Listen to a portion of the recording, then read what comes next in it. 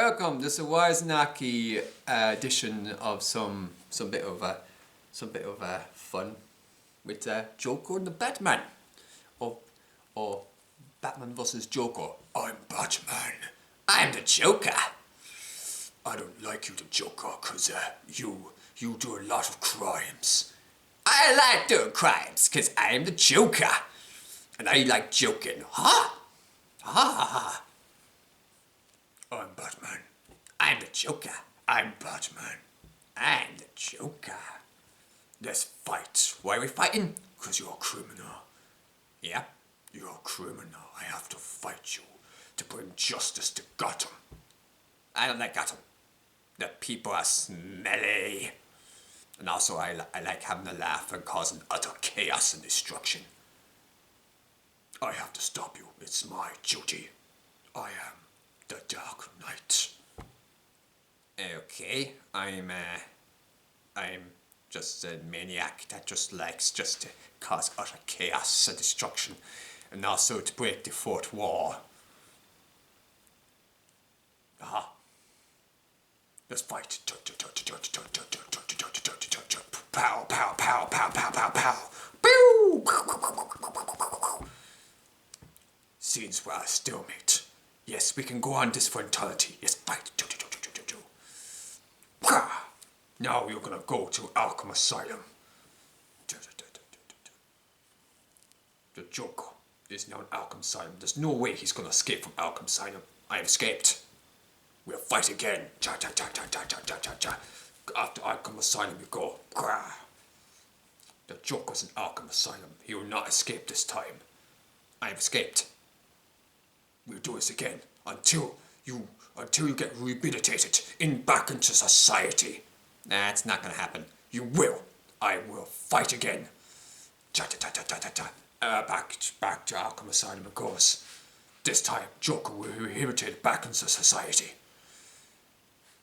I escaped. You do know that I'm just gonna keep on escaping, so it's best for you just, to end me, because I'm just gonna keep on doing this over and over again, because I just like this conflict between us. It's like if you like just beating up criminals and just put them into jail and just thinking they'll change, but they won't. You know I won't. You do know that. I'm the Batman. I will fight you. I will bring justice to Gotham. It's gonna end up in a cycle, isn't it? Until one of us dies of old age or something happens.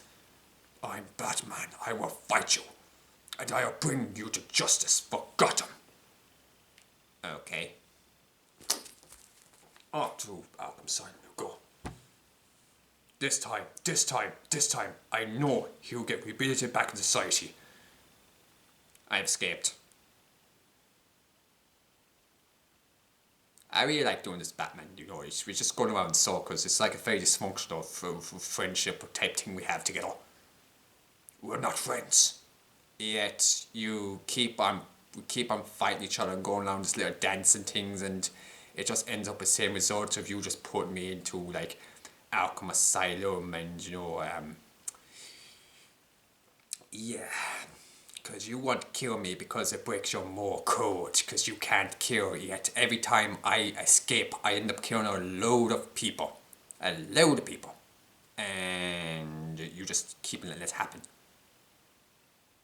Because you could end me, but you just like this little dancing place because it makes you important, it makes you kind of feel great, a sense of pride in you to keep on bringing us to justice, and it's an endless cycle. It'll be me or the Riddler, Aiden. You need us, Batman. You need me. I don't need anyone. I'm a lone knight. I don't need anyone. No relationships, no nothing. Just justice, just sweet justice to bring criminals like you to justice. You bring me to justice or just send me to a mental asylum where I always escape. And then we just repeat the same dance over and over and over again. It seems like, you just want to keep this going until both of us of old age. And this conflict between Batman and Joker kept on going until one day the Joker died. And Batman became a very old man. And he said, I now don't have the strength or energy to fight anymore, but I have brought justice to the world. Or have I? No, you haven't, Batman, because you can't get rid of crime, because crime is internal. As long as there's sin in this world, you cannot get rid of crime. But you know what can get rid of crime? If this Gotham was as a abbreviation of this world, only God can get rid of crime, because at the end of it all, this world will end, and there'll be a new world without sin, without destruction, without crime. So you won't have this endless struggles of good versus evil, because evil will be extinguished, because evil will be going to whoop hell. Now, if this is an algorithm between, God and the devil, at the end of it all, the devil will end eventually losing. Now, the Joker's a very interesting character, because I'm going to go through two characters and the whole fact that both of them need each other. It's the whole dynamic economy of it is quite fascinating, of two different childhood traumas. Batman, he lost his parents as an orphan out of guilt.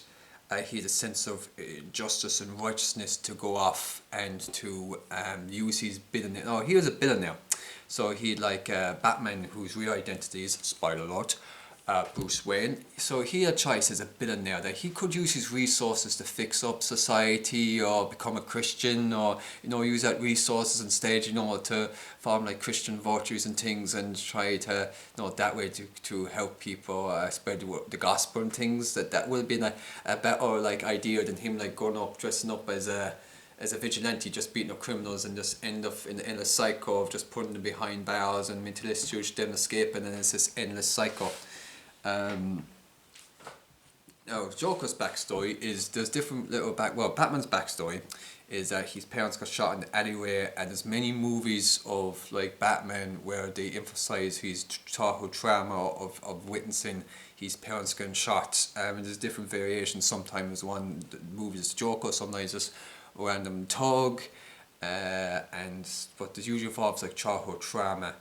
And out of that trauma, then he formed a sense of righteousness to right the wrongs that he felt that he could have stopped the death, but he couldn't. So it's a sense of trying to do honor to his parents and on the memory. And so it's one of the characters I relate a lot to, his sense of righteousness, which is why as a child I kind of loved Batman the most. Now, interesting, I found the character Joker quite fascinating as well, because he's so mysterious and unknown. We don't know anything about. He's in most of the story of the Joker, he's left up as a mystery that no one knows his backstory and things. Or different movies have different things where he's a former crime, he's a former mafia hired gun. In another variation, he was a comedian whose wife died, and then he had to be a criminal and just help sneak into a plant and things, and he didn't really want to be there, but he already too late already, because he already joined the plan, and he went into acid bath, and that's where he got his thing. So there's that one, which is from the Killing Joke. And you also have you have many Batman movies. I think Batman of all DC characters has the most movies, and the Joker has one movie which is called The Joker, which is the most interesting movie, which is this one, The Joker.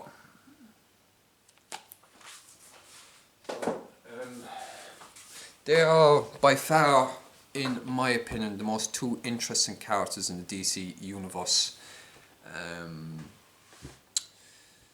So yeah, I do hope you enjoy this video. It's fun just to play with a toy, and I do more videos like this, but there's a huge lore to Batman, which I find fascinating. It's very deep. There's a lot of complex characters. These characters have so much in-depth personality, experience, backstory, different emotions. It's a very wide universe, and it's due credit to God for giving the genius to whoever created who created all the characters and everything in this world. I give thanks, because it's just a sign of God's like benevolence and awesomeness of like what we've created as a species, and we should kind of give thanks and be in awesomeness of it, and bless Him for that. And it's yeah. Anyway, I would say Batman as a character is quite an interesting character to teach children about the virtues of righteousness and law. He also, he doesn't kill.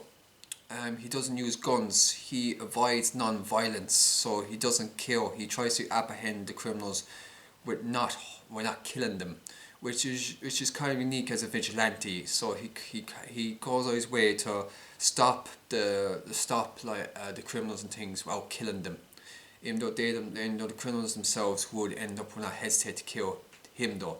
Which I found that most fascinating thing about Batman, that he refuses to go across that line. And one of my favourite Batman movies actually, I'll show it to you now.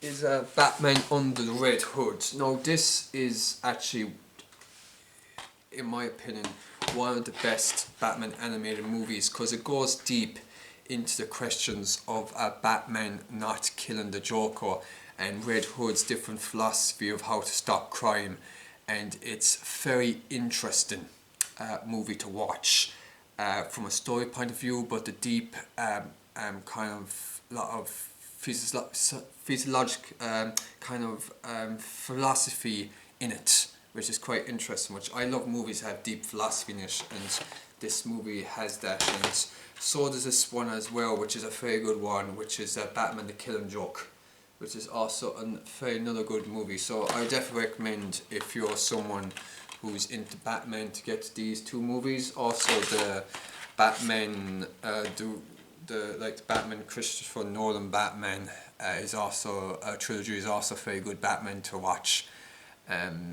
Movies set, or the Batman animated series as well. If you have children and if you want them to watch something and teach them kind of values of like good and evil, it is a good tool to, it's a good cartoon to watch, then afterwards then tell the children about like Batman and Joker, and like Batman is refused to take life, which is an interesting character. And also Batman is a billionaire in the series, and how he uses his wealth is quite interesting. He uses it to fight crime, so he spends a fortune on building suits for himself to fight crime, even though he's like one man. Now there was a question though on the Batman thing, that could he have used that money instead to invest in society, maybe have more of a Christian outlook, maybe invest in society in Gotham, which would be an interesting take, instead of single-handedly himself just rounding up criminals himself and fighting criminals. Now, but was like there's like a thing like, did Batman like create these criminals out of like he attracted them into Gotham, and there's a lot of kind of deep kind of it creates like a whole deep lore about things about Batman's character, things that's quite fascinating, and sort of characters all those in DC universe, which is quite interesting. As someone that has the Holy Spirit, I look back and I see the awesomeness of God's work and everything. And there's anything you can watch that when you look back in your childhood and look back and see things that you can self-reflect on, and if it's a way to give more strong connection to God, because everything is of God's will, everything exists, it happens by God's will, and there's a purpose behind it. So yeah, I always have like a childhood connection with Batman, even though I no longer have that attachment per se. I don't watch like Batman movies anymore. I'll never, for instance, have desire to watch these movies ever again. Because my main focus is on the Bible and spreading the gospel, but it's good just to self-reflect back on childhood and things, and anything kind of good that you can get out of them, that you can learn from these things, which is good, but not to not to be like fully kind of obsessed that you end up idolizing, say, like Batman or the Joker or DC, or kind of have them as false idols of worship and attachment to them, because attachment to God should be the number one thing in this world, and everything else then should be secondary, whether it be your family, friends, loved ones, football, anything else that should come secondary to God. Anyway, to God's love and to God. So, thanks so much for watching this video. I hope you enjoyed the little start of it for Batman vs Joker. Batman vs Joker, some bit of funny childhood humour. Anyway, thanks so much for watching.